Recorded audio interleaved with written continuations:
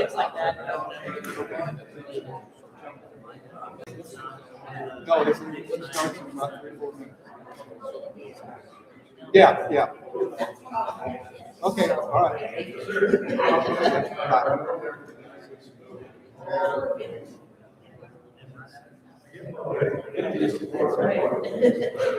Like me.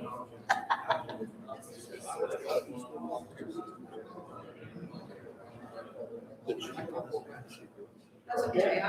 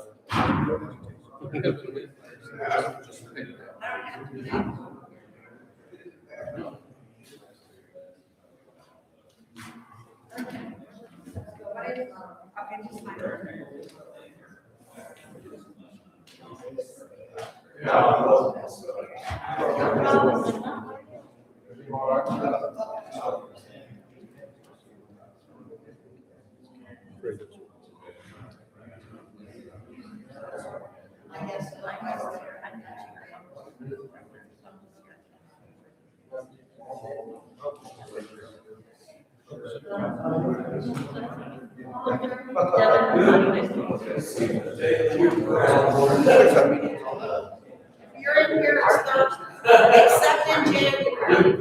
Except in January.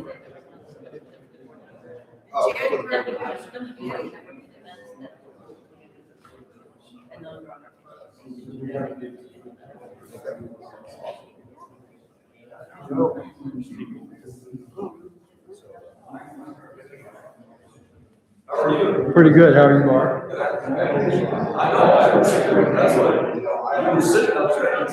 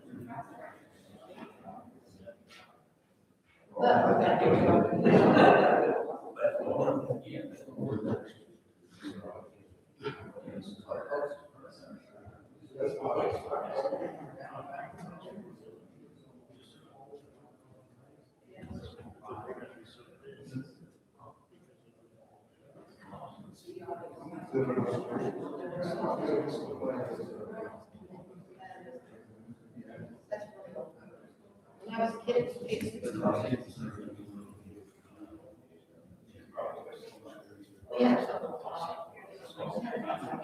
I don't know well. I just didn't remember about it.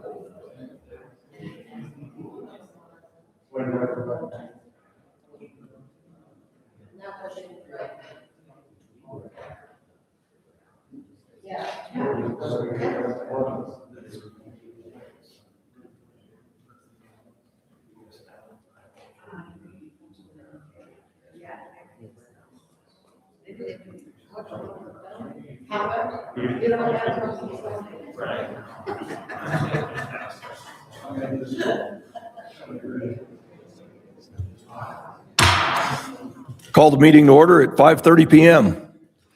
Join me in the Pledge of Allegiance. Pledge allegiance to the flag of the United States of America and to the republic for which it stands, one nation, under God, indivisible, with liberty and justice for all. Thank you, everyone. Quick reminder before we start the roll call, council members, remember to turn your microphones on if you're going to speak, and then we'd ask anyone in the audience, if they're going to speak, please try and get that microphone as close to your mouth as you can and speak loud. There are so many echoes in this room. It's very difficult to hear. Same with our department heads, if you could help us out. So roll call, Celeste. Marshall, Here. Walker, Here. Mahoney, Matlick, Dade, Here. Andrews, Here. Van Berkom, Here. Bryant, Here. Greenwald, Here. all present. Mayor's correspondence, I don't really have any. Move on to citizens' request. Anyone have anything to address to the council? If so, we'd ask you to come to the microphone, hold your remarks to 3 minutes. Please state your name and your address. Please be respectful. Anyone? Certainly. I want to see somebody else go first because I've not done this before. All right, can you guys hear me? My name's Sean, Thank you. 1311 Bank. I stumbled across something that I thought was a concern, and as I started looking at it, it kind of went down a rabbit hole. So I hope I don't catch you guys by too much surprise here. What I have before me is a petition for the state auditor that's already ready to go. I just need to get the signature. I can give you a copy of it. I supposed to have 2 copies with me, one for you guys, and they failed to get any of the second copy. So if you have a copy of it here, you can get a copy of it for yourself. It's all based off of your numbers, off of your reports, like it's found in the auditor's report or on your website or wherever they may have been posted or published, just so you know. And I guess I'll start over here on this side. Hold on. All right, so first I have number 1, the reason for the petition, the basis, or what it's based on, is the illegal transfer of restricted funds, a violation of the state appeal board order. It says the fact in 2026 budget that the city authorized the transfer of $750,000 to the local option sales tax, the loss fund, to the general fund property tax relief, while holding only $84,000 in eligible debts. The violation, this action directly conflicts with the May 18, 2004 State Appeal Board, RE Keokuk budget appeal, which explicitly disallowed such transfers without corresponding debt obligations. Number 2, gross negligence in revenue collection. The missing gaming funds. The fact the city own report states that the annual gaming revenue, $450,000, will drop to 0 by fiscal year 2027. The irregularity is the administration admits this loss occurred because the city never has done a detailed accounting of where the funds go, resulting in the forfeiture to a third party. Number 3, material misstatement of financial position, $4.1 million variance. The fact, the administration projected a $2.2 million surplus for the previous fiscal period, but realized a $1.9 million deficit, $4.1 million negative variance. Number 4, predatory debt structuring or backloading. The fact that the city admits to backloading debt, stating Keokuk has twice borrowed money where only interest is paid for the first decade. This conceals the true cost of debt service while inflating the city's debt load to 73% of the statutory limit. Number 5, the weakness in internal controls, segregation of duties.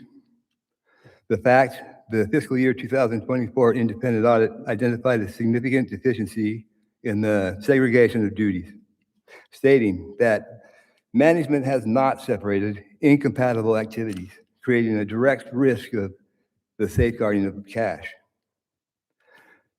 Undisclosed cash holding and related party conflicts, waterworks. The fact, while the city raises taxes claiming poverty, it is its component unit, the waterworks, holds $6.7 million in cash, 62% of its liquidity, at a bank where a waterworks trustee sits on the board. The irregularity, waterworks pays $0 rent for city-listed headquarters at 20 North 4th Street, but transfers a flat $200,000 in lieu of tax payments, obscuring the true financial relationship between the entities. Request for relief. Respectively request the auditor of the state to conduct a forensic audit to trace the disposition of the missing gaming tax revenue, determine the fiscal 2026 lost transfer violates the 2004 State Appeal Board order, and calculate the city's true proximity to the 5% constitutional debt limit. Each one of those is followed with an evidence exhibit with it that will relate to exactly what report it came from, that information is drawn from out of your own report. So it should be pretty easy to track down. I don't know if it's a question time. 3 minutes is probably up. Okay, thank you. Thank you. Others? Hi, my name is Beth Reed Alvis, and I live at 1218 South 7th Street. And I'm writing this document about the ongoing issues me and my family have experienced due to the emissions from the Roquette factory located near our home. For an extended period of time, this facility has been releasing an extremely strong and persistent odor that resembles sewage and ammonia. The smell frequently seeps into our home, including during nighttime hours, and has been severe enough to wake us up from sleep. The odor is not occasionally or mild. It is overwhelming, intrusive, and impossible to ignore. It penetrates our home, even when the windows and doors are closed, making it difficult to maintain a safe and livable indoor environment. As a direct result on this ongoing investigation, my family and I have experienced significant health issues, including worsening sinus problems, increased allergy symptoms, asthma flare-ups, and breathing difficulties. These symptoms coincide with the presence of the odor and have negatively affected our quality of life, sleep, and overall health. We are especially concerned about the long-term impact and repeated exposure to what appears to be an industrial or chemical-based emission. In an effort to resolve this issue, I have taken the following steps. I have contacted the Department of Natural Resources, reported this issue to city officials. I've contacted the Roquette Security Office, and despite these efforts, the problem persists and the odor continues to impact our home and health. And at this point, the situation feels unresolved and ongoing, and we are seeking legal guidance to understand our rights and possible next steps.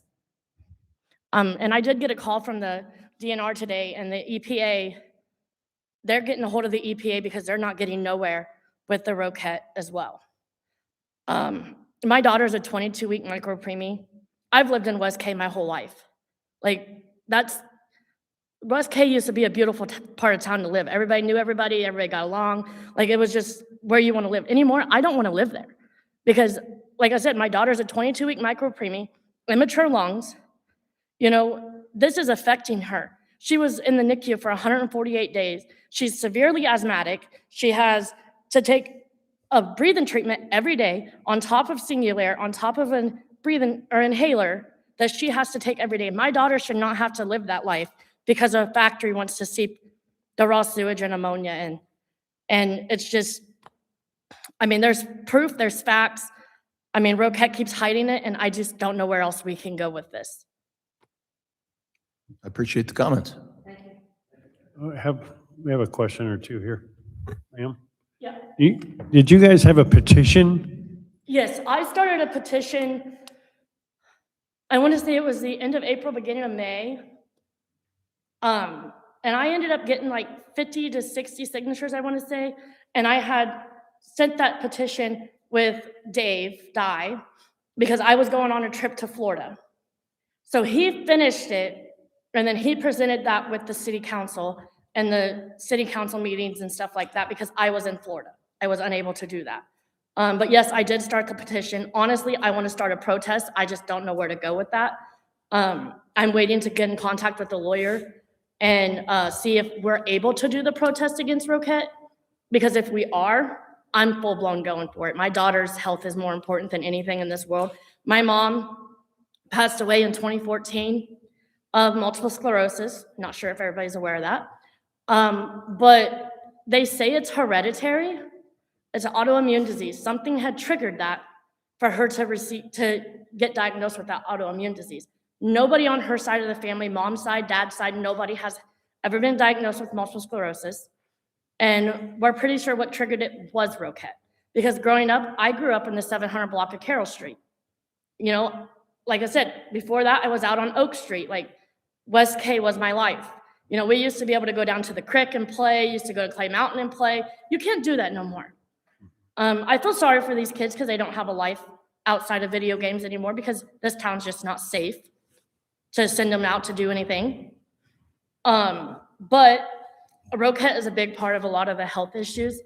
My doctor's sending my daughter to a pulmonologist for further testings to make sure, you know, it's not due to her health being immature lungs or if it's due to the environmental air quality that she has. So we are going to those next steps. I don't know. It's getting bad. I've had to contact the fire department because I thought there was a gas leak. I don't have gas. They didn't determine any of that of a gas leak. They were supposed to be sending the records to the city hall so they can review that. But other than that, I don't know what else to do. And you're saying like this odor, it's always there. It's just you smell it based on how the wind's blowing. It depends on the wind direction, like which way the wind direction is going. And like, I don't want to really get anybody in trouble, like per se. But I do know for a fact that when the smell is the strongest and like you can smell it coming all the way up to 7th and Johnson, there's a company that goes down to Roquette and they're pumping out this raw sewage that their sludge tank, they're pumping it out and putting it into tanks and they take it out and go spread it on fields. So when they do that, depending on which way the wind direction's going, that's when you get hit with it the hardest. And you get the smell more in my area in the middle of the night. I mean, I've contacted Casey Barnes. She came and stood in my front yard. She wasn't there for 15 minutes before she started losing her voice because of the mucus built up. I mean, it's an ongoing issue and it's gotten worse since the end of 2022. It's not, I would say I can handle the burnt corn McDonald's fries smell. Like, that don't bother me, but the raw sewage and the ammonia smell seeping into my home, that's not okay. Well, I'm glad you brought up the ammonia specifically, because I do believe it's important for people to understand this isn't a nuisance odor. This is poisonous, toxic gas, like hydrogen sulfide, methane, ammonia, Yes. a whole concoction of other things that people in that neighborhood should not be breathing. And the thing is they got these big corn silos. And like the problem with the matter is they got these huge corn silos and all this water is flushing through these corn silos. So when the water flushes through, it goes down into Roquette sewer drains and then it goes into their septic tanks or whatever. Well, when that corn stuff goes into the septic, the bugs that's in the septic are dying off because they can't handle the sugar intake coming from the corn. So the bugs are dying off. So then by the time they go to clean it, there's nothing in there cleaning up that dirty bacteria. So then we have to deal with the smell. I also just wanted to say we are deeply concerned, and there are measures that are being taken. We'll be talking about that later on tonight. But I really appreciate you coming forward, and I encourage everybody else who's. I wish there was more people that would come forward. Like I told Casey Barnes, like I'm not trying to like put Roquette on this totem pole, but if you ask me, it's hard for people that want to come forward because Roquette is City of Keokuk's drug dealer. I mean, I'm not trying to attack nobody, but If they get fined for something, they're just gonna slap it on the wrist, they're gonna pay the fine over with. Like, something else needs to be done. Like, they need to either be shut down until they fix the solution. They need to, they just need to do this. They want to do a multi-billion-dollar expansion to bring in a chocolate factory, but why not fix your sewer issue? What departments have you got a hold of? The OSHA, I EPA? have not contacted OSHA, Okay, but I've contacted the DNR, I've contacted the city officials, I've tried to contact the EPA, they have not called me back. But okay. the DNR has all my information that they're faxing over to the EPA, so he did inform me that with that today, when he called me, and said that he was sending all the information over to the EPA and they may contact me. But what's happening is the DNR has been looking into it, and when they get the records from Roquette, they're completely clean. Like, there's nothing that they see wrong in those records from their sewage department. But when I called the Roquette security office, and I was snapping, I wasn't nice, I was mean. Like, I'm a mean person, I have a bad attitude and I use it. And they told me that it was not Roquette, it was coming from the city wastewater plants. So me, personally, I called Casey Barnes, because I know for a fact it's coming from Roquette. So I called Casey and I'm like, look, Roquette is saying that this smell is coming from the city water treatment plant, so you need to go down and get a copy of all these records because they just documented to me that that's where it's coming. So you guys have those records stating your guys' problem. But they don't care about our health. Roquette management has not called me back. They refuse to. I want to literally go down on 5th Street. I want to go to the end of the 7th Street to where they turn off, to their corn trucks turn off, and I just want to protest. Like, that's where I'm at. What's your address again? 1218 South 7th Street. I just feel like a lot of people are too afraid to speak out against Roquette because everybody's like, oh, if they shut down, then there's goodbye Keokuk. We're not asking them to shut down. We're not asking them to do that. If they want to fix the solution, go ahead and fix that solution. I'd be more than happy. But you can't put money into your home and keep paying for all this stuff into your home and not know if you're going to get any of your money back to try to sell it because of this factory. So. Thank you. Thank you. Thank you. Thank you. Other comments? Seeing none? I can have my position. Have a consent agenda. Okay. Includes the minutes of the regular council meeting of January 5th. Cash receipts, treasurer's reports for December 2025. Motion to pay the bills and transfers listed in register numbers 5519 to 5520. I need a motion to approve the agenda, including the consent agenda. So moved. Second. Second. Moved and seconded. Those in favor? Aye. Those opposed? Passes. Item number 7 is motion for approval of the initial reading of the ordinance amending the city code, chapter 5.24.020, nuisance declared for the code of the ordinance of the city of Keokuk, Iowa. Need a motion to approve. Is that the odor from Roquette again? That is to do a nuisance, including odors, yes. We went through the steps. Is there steps like you write them in a order and then start finding them? So our legal counsel has advised us to put this actual, it's just a list of the nuisances, the emissions of any noxious odor or fumes into the air, which disturbs the quiet enjoyment of property and life activities or citizens. Roquette has, we've already covered this in our code.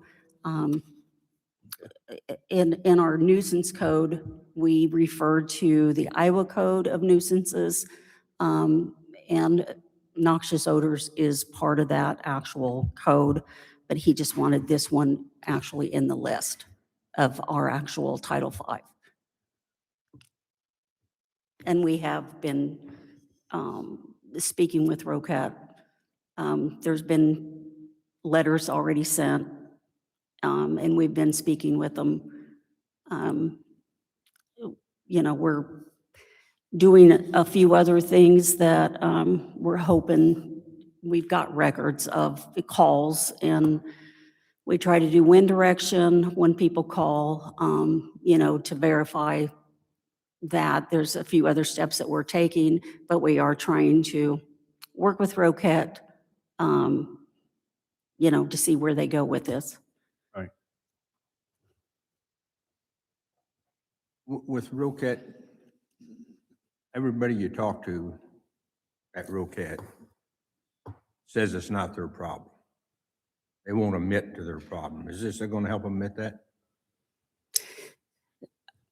I mean, it can be proved that it's their problem. So, I proved it to Tom one day standing in Bluff Park. Correct. And so to get anything done, they've got to admit it's their problem. Is this We've gonna had help? some samples submitted. I don't know if results have came back on that. There's several steps that we're trying to take, but we also are trying to actually work with them to get the problem taken care of. It used to be that they would say it was the factory on Fifth and Exchange. When they left town, then they tried to say it's Tom. Correct. the city sewer plant, Yeah, not you. we understand that. But anyway, is this going to help that? Like I said, we have already covered the noxious odors in the Iowa ours, code, okay. and that refers to the Iowa code. So this is already covered. The attorney just wanted this in here for further future, I should say. So currently, there's no wording in our city code against noxious odors specifically. So in our code, there's a list of nuisances. And I'm not sure what number it is, let's just say 22. I'm not sure what number it is. But it says, and any other nuisance as provided by the Iowa code. So that is how we've got the noxious odors, because in the Iowa code, it actually refers to noxious odors. Let me jump in here for a sec. We need a motion to approve before we really have our discussion. So we got our cart ahead of our horse here. So we need a motion in a second to. So move. Second. There we go. Now we got the cart and the horse in the right order. Is there any further discussion?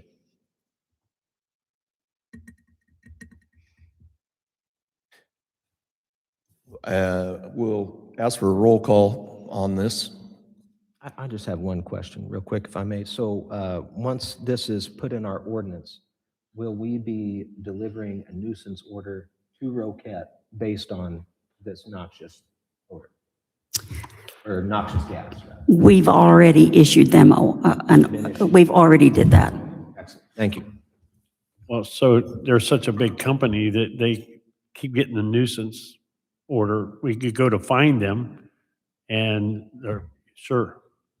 But they're just gonna keep doing, and she said they're dumping raw sewage. So EPA should be getting involved, OSHA. It's not raw, what she's referring to, I believe, is that their product is going into their wastewater tank, and their wastewater tank is not keeping up with, Tom could explain it, I can't explain what the wastewater treatment does, other than, you want to explain it? So it's overflowing their tanks or what? And I'm not saying this is what is happening with Okay. Roquette. I'm just saying that that's what you're trying to. If they have sludge tanks, what they call them sludge tanks. What happens is it gets overflowed. Back in 2013. Could you come up to the microphone, please? Back in 2013, I worked, from 2010 to 2013, I worked at Erico in Alexandria, Missouri. And Wagner Solutions had used to go in to Roquette and clean these tanks out for them. And when they would come in, you'd smell the smell that I'm smelling daily, almost. You smell it. And they don't pay Wagner's to come in and clean these tanks out no more. Then they came into CCS was doing it. And then they didn't want to pay CCS, so CCS stopped doing it.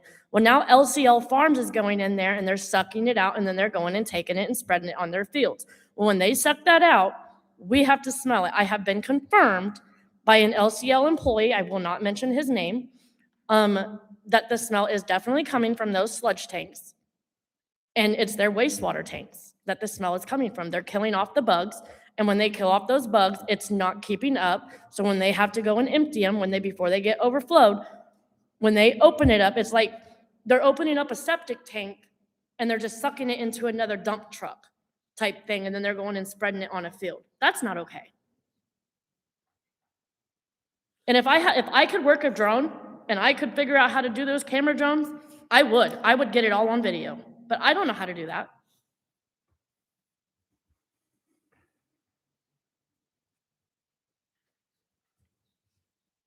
Now, more discussion. Roll call. Marshall? Here. Are you in favor or not? Oh, Of the motion. I'm kind of up in the air, really. That's not a vote. If they do more, no. Walker? Aye. Mahoney? Matlick? Aye. Dade? Aye. Andrews? Aye. Van Berkom? Bryant? Aye. Greenwald? Aye. 8-1, motion passes.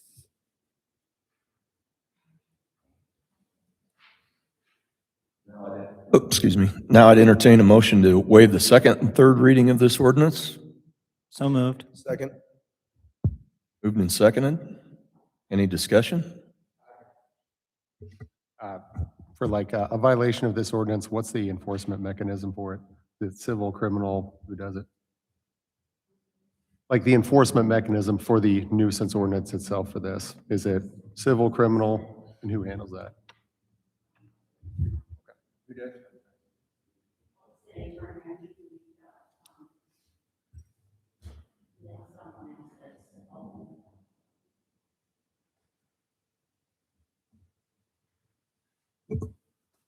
Roll call. Marshall? Walker? Aye. Mahoney? Aye. Matlick? Dade? Aye. Andrews? Aye. Van Berkom? Pass. Bryant? Aye. Greenwald? Aye. Motion passes.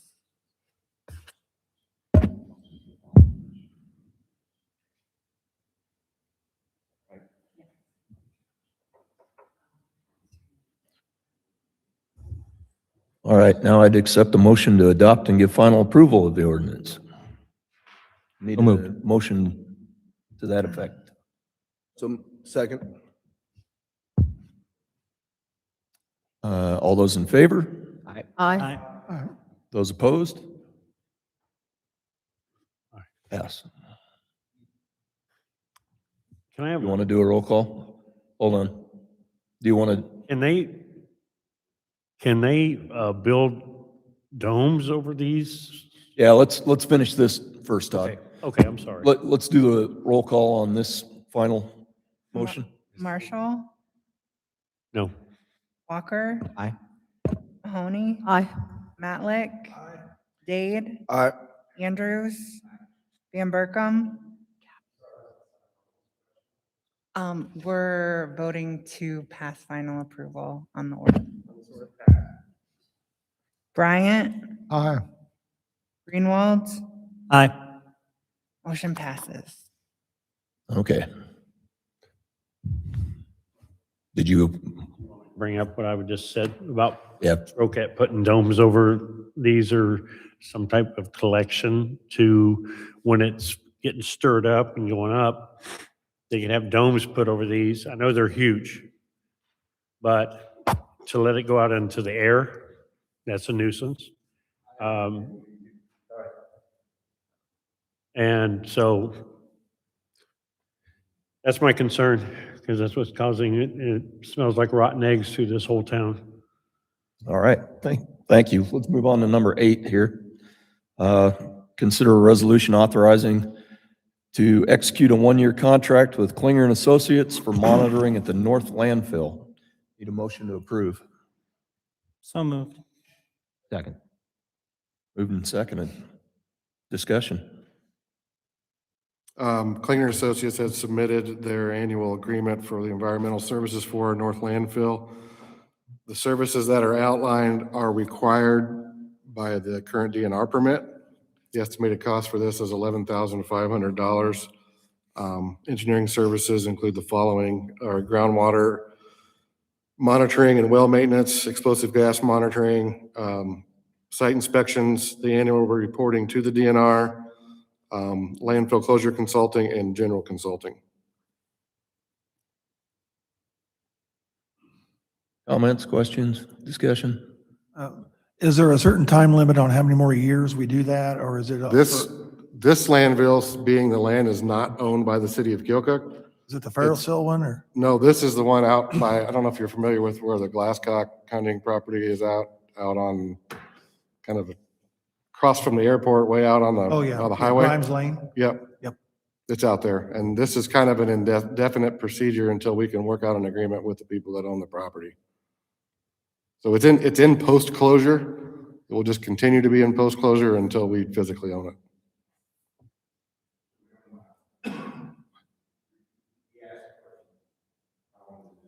Indefinite, until we own the property. Post-closure, if we own the property, is 30 years when the landfill officially closes. Hopefully, if we can get this property retained, they will backdate that, but that will be a DNR decision. Seeing no further discussion, take a vote. Those in favor? Aye. Aye. Those opposed? Motion passes. Item 9, consider a resolution approving an agreement with Task Force, Inc. for temporary summer staff. Need a motion and a second. So move. Is that? Moved and seconded. Discussion? Is it? What's it for? Yeah. Temporary help. So the purpose of the resolution is to request council to approve the annual staffing agreement. This agreement has no dollar amount fixed to it. This is just their terms. Each year, the Public Works, specifically in parks and the cemetery and bridge department, hire temporary help to help us with mowing and weed eating. I can tell you last year, at any given time, we had up to 12 temporary workers, and those are kind of sporadic during the year. Most of them are college kids, teachers on their summer breaks, and high school kids that have graduated. So it kind of varies from the months of April through November on how many we have. Do you know what we spent last year? Yes, last year we spent approximately $205,000 with 12 employees. Thank you. I would like to ask that it could be tabled. We are asking for a resolution for to hire temporary summer help, and down below on number 17, we have a resolution approving a hire freeze. This is not a resolution to hire anybody.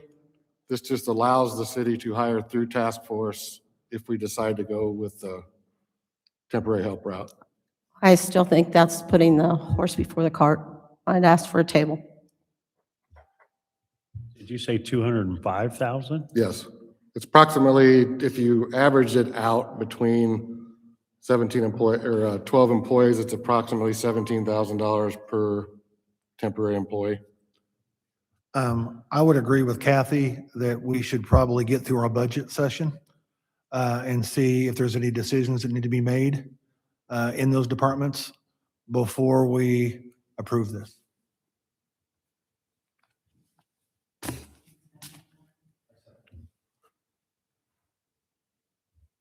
It's been a motion to table with a second. Those in favor? Well, more discussion on that.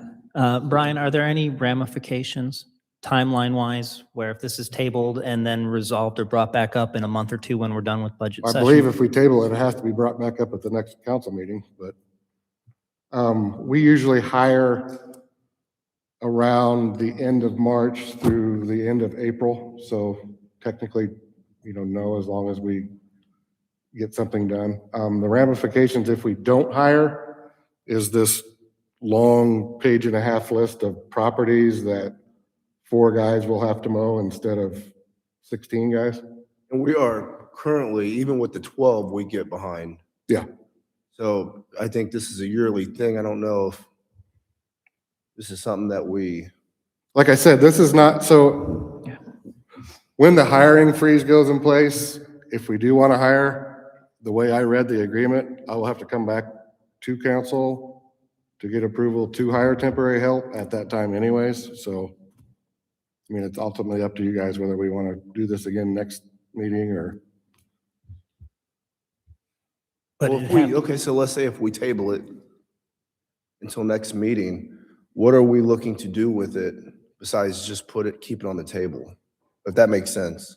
I think there could be some discussion amongst the council and to look at the possibility of maybe hiring some of the mowing done versus the cost of. I mean, ultimately, that's what we're doing. In a sense we are, but they're using our equipment. Correct. Okay, and where if we looked at it as a different budgeting approach, it may not be our equipment. I just know what we pay, roughly what Casey pays for mowing. And Pam can probably attest, it's pretty expensive to hire it out. And we're looking at mowing, just with the cemetery and the parks, is about 240 acres. These guys are mowing, we mow in the summer, basically 40 hours a week. Okay, I'm not disagreeing with you at all. I just think it should be a discussion so we can come to that resolution. We will have another budget meeting before the next city council meeting, so it might give us some time to get a little more clarification on it. It seems kind of contradictory to approve this and then have a resolution on a hiring freeze, so maybe it should wait till the next meeting. I think that if we're going to have a hiring freeze on departments and then we're going to hire on another department, I don't think that's right. That's just my opinion. I know more than anybody probably in this room how important it is to hire those people to help, but I don't think it's right to pick and choose which department can and can't hire. That's my point.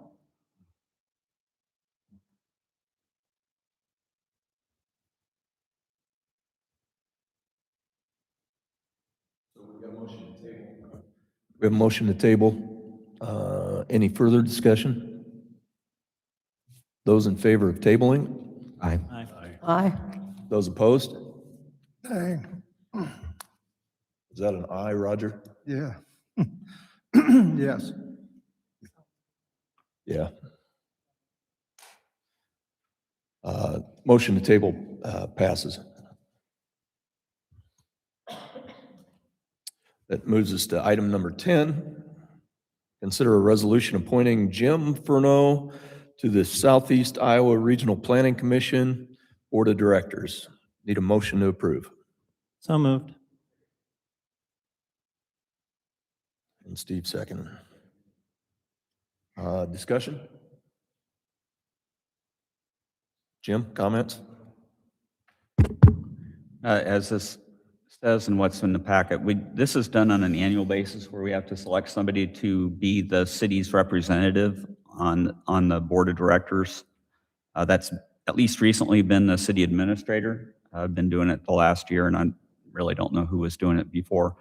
And this would just be continuing how the relationship has been over the course of at least this last year. And as it says, it's an annual appointment. Any further discussion? Jim, do you feel that this would interfere with your duties to the city at all? And I think this is my duty to the city. yeah, so there's no reason, yeah. No. Okay. Hearing no further discussion, those in favor? Aye. Aye. Those opposed? Motion passes. Item number 11, consider a resolution approving a contract with Crouse & Sons to replace the Grand Theater air conditioning unit. Need a motion to approve? So moved. Second. Moved and seconded. Discussion? The Grand Theater Commission requested bids to replace the AC unit that stopped working towards the end of last summer. They received 3 bids from Kraus and Sons, Vincent and Sill, and Peters Heating and Air. Kraus and Sons was the low bid at $69,500. The Grand Theater Commission is able to cover approximately $40,000 of the replacement cost.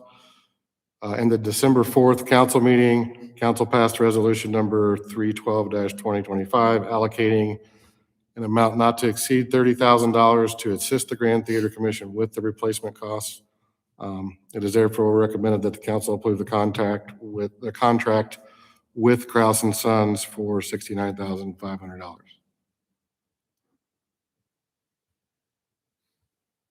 Thanks, Brian. Other discussion?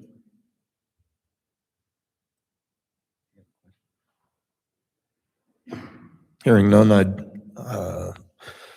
vote on the motion. Those in favor? Aye. Aye. Aye. Those opposed?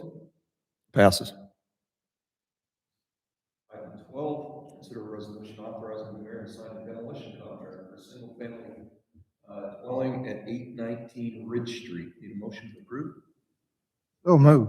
Second. Seconded. 819 Bridge is currently owned by Michael Mueller of East Val, California. Housing official Casey Barnes has filed municipal fractions on the property for failure to register a vacant property. Staff has received numerous complaints from neighboring property owners due to tall grass and unsecured property.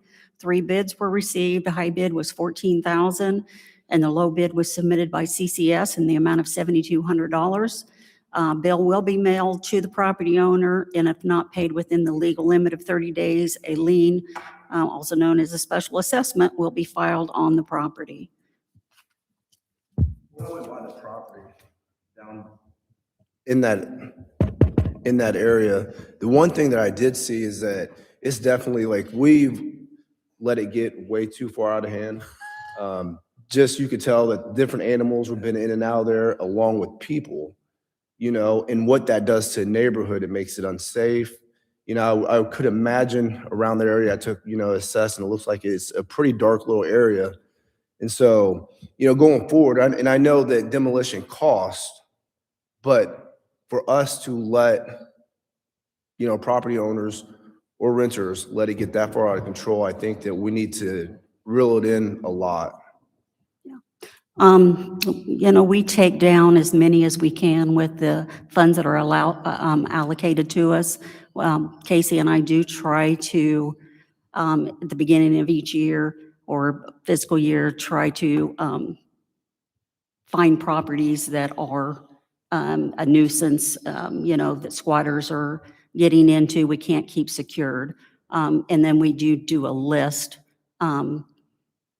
But, you know, anyone can give us a call. This was not on my radar. You know, Casey had apparently gotten several calls. She had spoke with the property owner a few times, but then the communication ceased. So I totally get, you know, I mean, Casey works really hard to try to keep properties, you know, secured. But you know how people are. They'll just rip the boards off and, you know, go on in and make it to where it doesn't look like they're getting in, but eventually, you know, the neighbors will give us a call. And I acknowledge your and Casey's efforts because you guys do a good job. You know, I'm saying us as a city and as the citizens, you know, and for the people out there that can do the demolition that, you know, okay, well, we can't afford it, but as a city, I think that if we have special skills and talents that we figure it out and, you know, help out where we can. Thank you. So we don't get in this, you know, situation. Further discussion? Vote on the motion. Those in favor? Aye. Those opposed? Motion passes. Item 13, consider a resolution approving the purchase of K-9 officer. Need a motion to approve? So moved.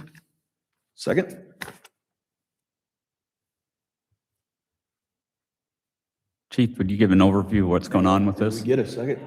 Second. There you go. Sorry. Now. Yeah, so the purchase of our canine, we did some fundraising over the last year or so, and we fundraised enough to purchase the canine. However, we also applied for a grant through the opioid fund, which is state and federal dollars due to the opioid settlements from Pfizer and Walgreens and Walmart and the like. That application was approved for the amount of $31,000. It's not going to cost that much. It's going to cost $23,723.11. Since this is a reimbursement fund, that's why this is coming before you as opposed to us using the fundraise funds through Casper. I have to have your approval to utilize city funds, and then it would be reimbursed by the opioid fund.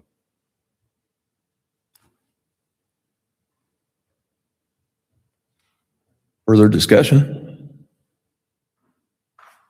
Hearing none. Those in favor? Aye. Those opposed? Motion passes.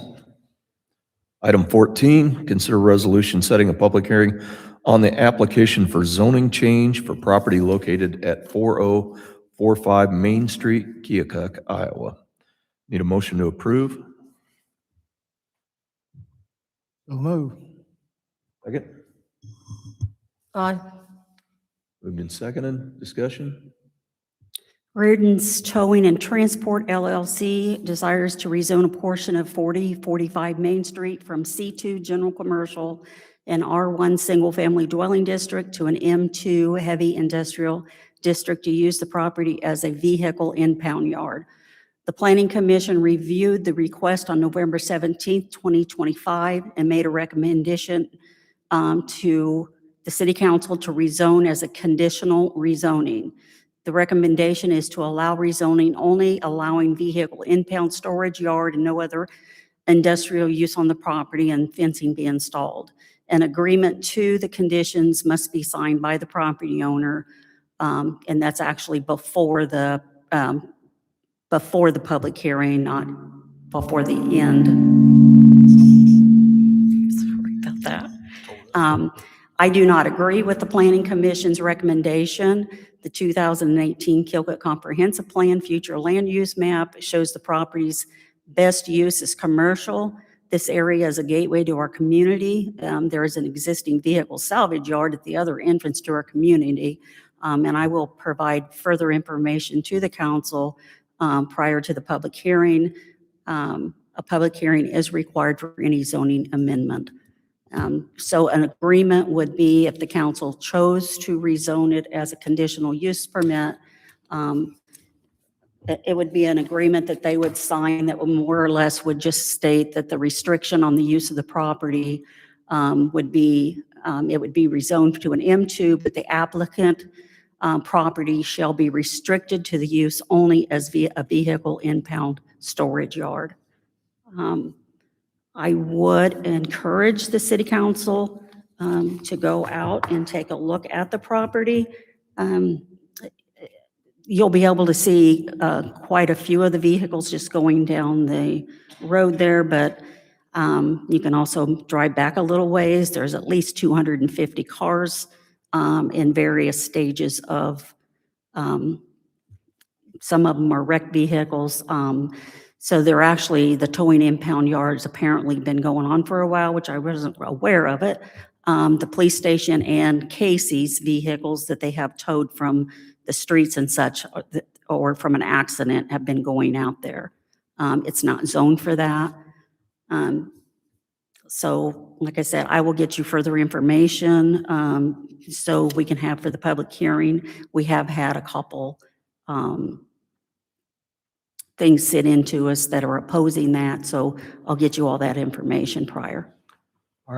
Is Raritan, are they still storing cars down at the original scrapyard as well? Or? So at the original location, that is a salvage yard, so they're salvaging pieces and parts off of those.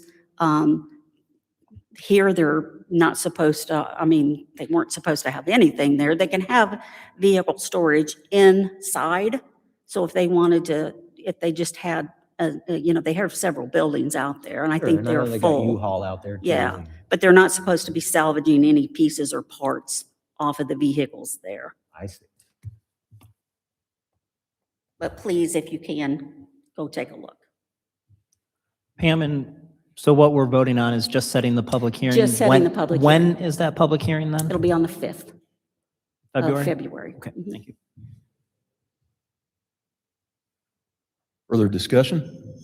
Pam, wasn't there another vehicle place out there that you spent a couple years trying to get them under control and they had to be asked to move and they moved? Wasn't there? So that actually was, I believe, I was thinking it was where Mike Myers lived, but it may have been further in.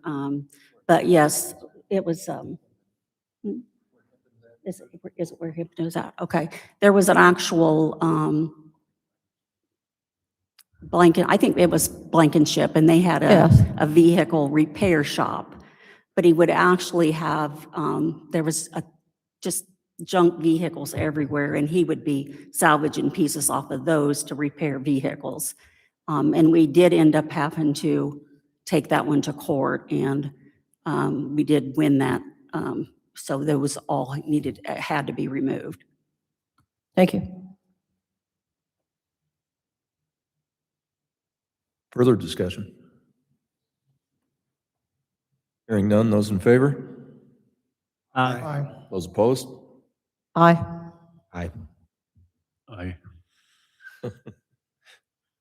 Motion passes. Sounds like 6-3. You want to take a roll call or no? Celeste says, let's take a roll call. Todd? Here. Taking your time. Yes or no? Walker, No. Mahoney, No. Matlick, Yes. Dade, Yes. Andrews, Van Berkom, Bryant, Yes. Greenwald, Aye. motion passes. All right, item 15, consider a resolution approving a change order for the airport terminal rehabilitation project. Need a motion to approve? So move. A second. Second. Discussion. The initial phase of the airport terminal rehab project included removal of the existing wall coverings and ceiling finishes. Upon exposing the building structure and completing an inspection, it was observed that more than half of the ceiling joists had failed, likely due to excessive loading. In addition, the wall framing along the hangar side of the terminal was found to be improperly constructed and not consistent with current structural standards.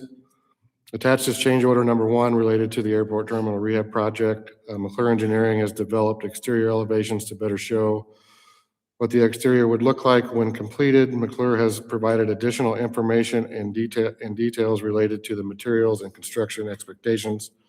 The expected cost of the change order number 1 is $137,980.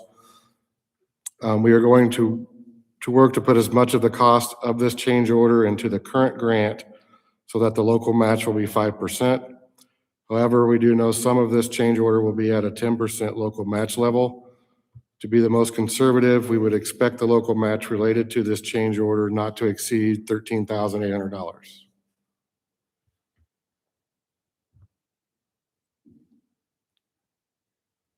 We're going to get $138,000 worth of work for 13.8 on the city's part. Correct. Discussion? The change order is $138,000 worth of work, and it's going to cost the city $14,000, 13.8.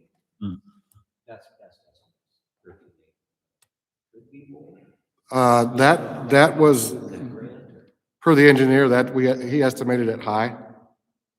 So that's why it says our portion would be not to exceed 13.8. So he's giving that as worst case scenario.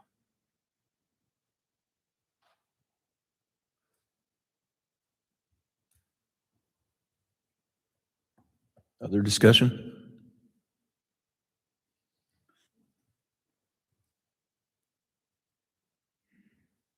Vote on the motion. Those in favor? Aye. Those opposed? Motion passes. Item 16 is consider a resolution approving the submission of a community catalyst grant on behalf of rehabilitation project at 1124, 1128 Main Street. Do we have a update on that? So they have, the group that was looking to do the project there has pulled the request out. They're not looking to do that project this time. If you let this motion die or this action item die for a lack of first and second, you could just move on.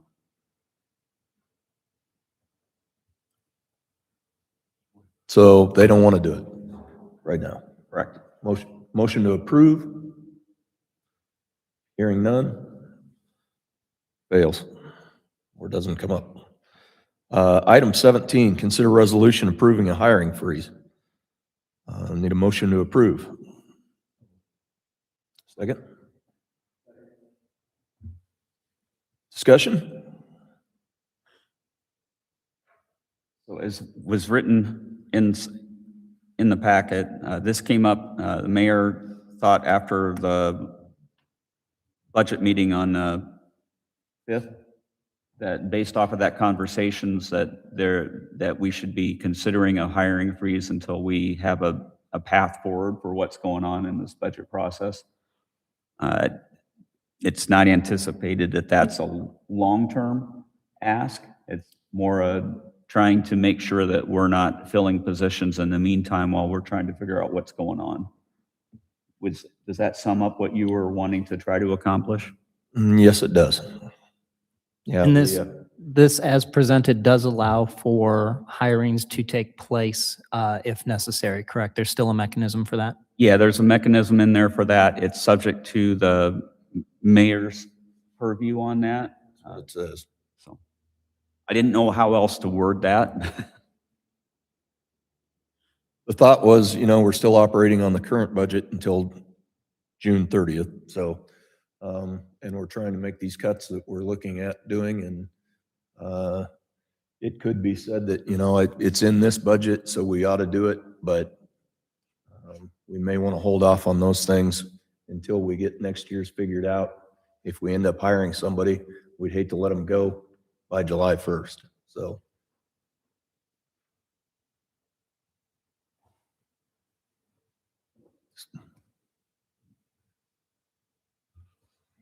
As worded, the hiring freeze says. How many open positions do we have at the city right now for hiring? Open positions? I don't know of any outside of, currently outside of in the police department. I don't know where we have anyone who's potentially looking to retire in the next few months, if anyone, or leave employment, but that certainly could happen. And that's trying to just contemplate that while this is going on. The way this is worded, this would expire in September unless the council took action prior to then to lift this hiring freeze, which I would hope that we'd have a decision on what we're doing prior to that anyway. Yeah, I definitely feel that it's reasonable and responsible until we, get it back forward.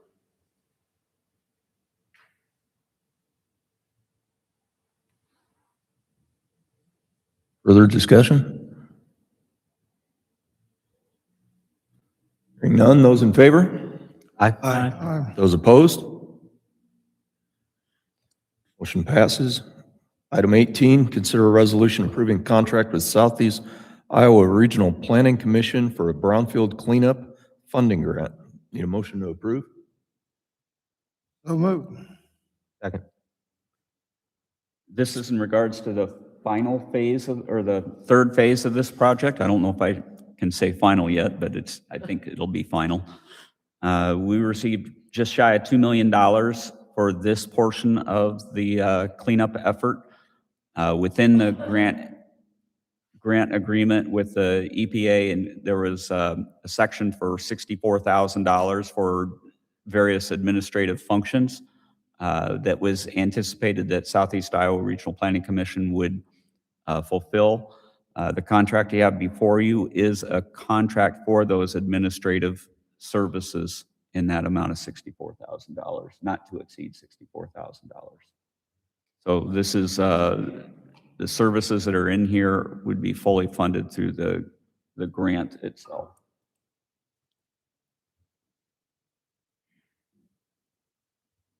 Further discussion? Hearing none, those in favor of the motion? Aye. Aye. Aye. Opposed? Motion passes. Item 19, consider a resolution appointing Carrie Klepfer to the Southeast Iowa Regional Planning Commission Review Committee. Need a motion? Second. Discussion? So Southeast Iowa Regional Planning Commission let us know that the position that Carrie Klepfer has held for the last 2 years on the Loan Review Committee expired at the end of December. It is open for a new 3-year term. He is interested and willing to fulfill that role. So this would contemplate him renewing his participation on the Revolving Loan Fund Committee for Southeast Iowa Regional Planning Commission, representing the city of Keokuk.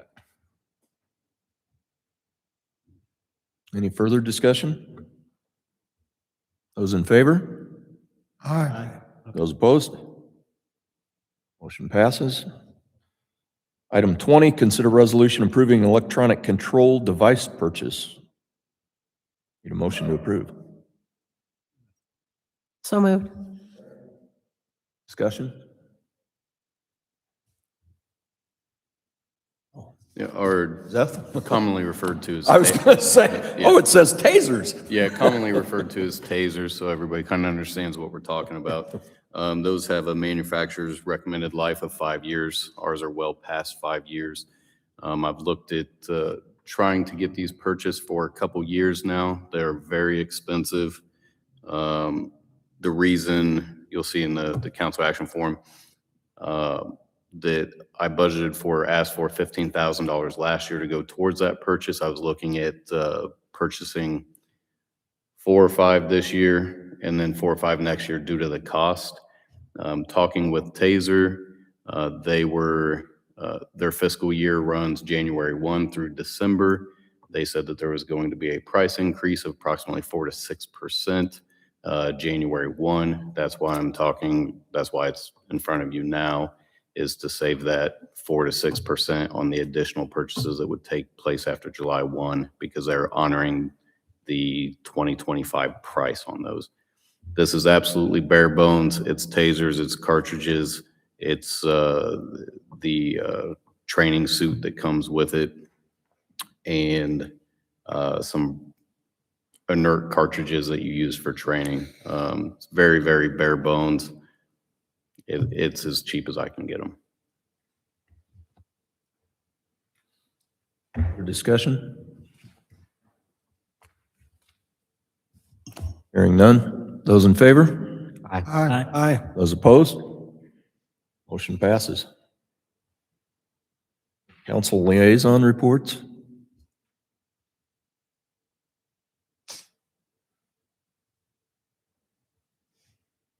Staff reports? Who's up?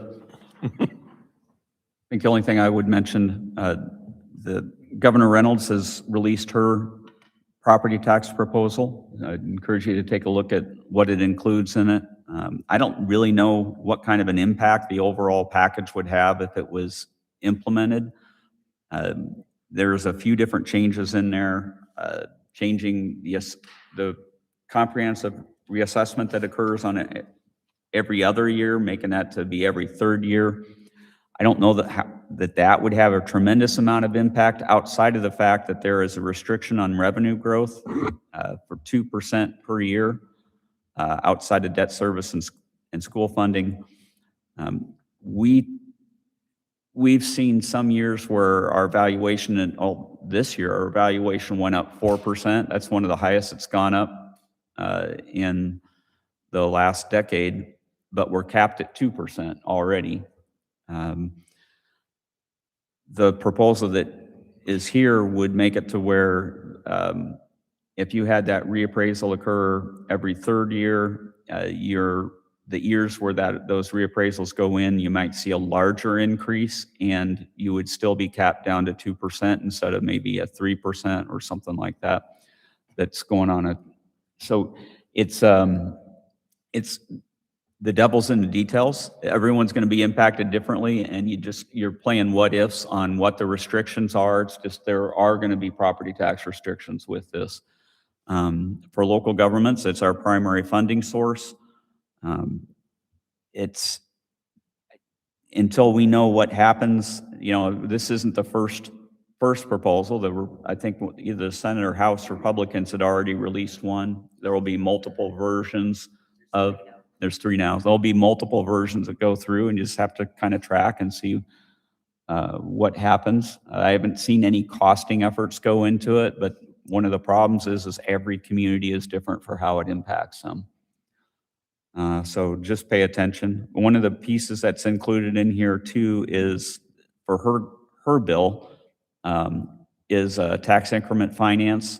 One of the discussions that's been out there is the potential to have the urban renewal areas, the tax increment finance areas sunset after 20 years. We have an area that is based on the way it was originally set up, just keeps on going. So there's a valuation that that we've used traditionally to fund streets, a lot of sewer projects.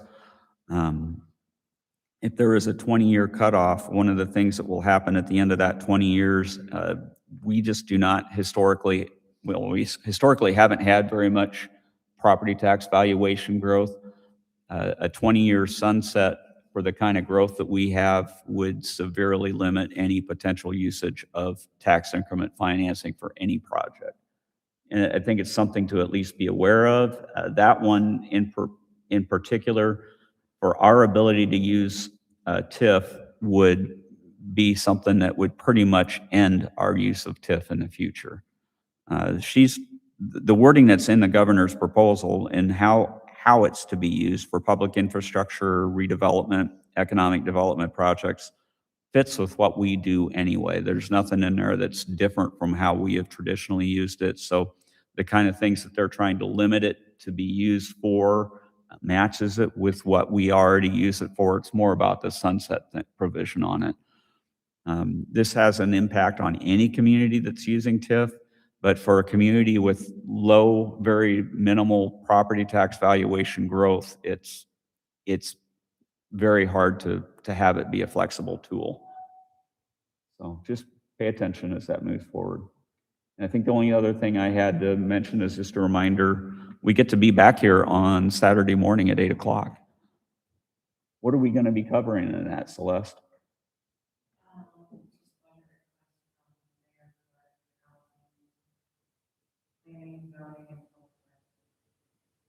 So we should be done in about 15 minutes. All right, we'll say 2 hours. So that's all I had. Nothing from any of you guys? Any new business? I'd accept the motion to adjourn. So moved. Those in favor? Aye.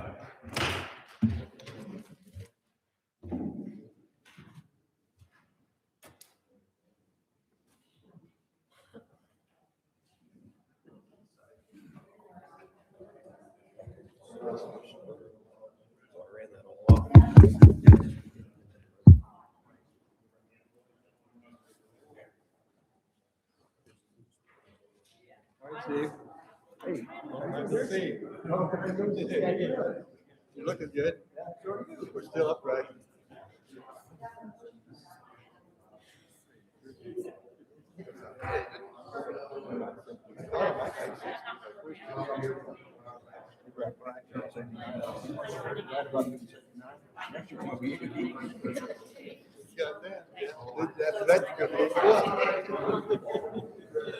You take care.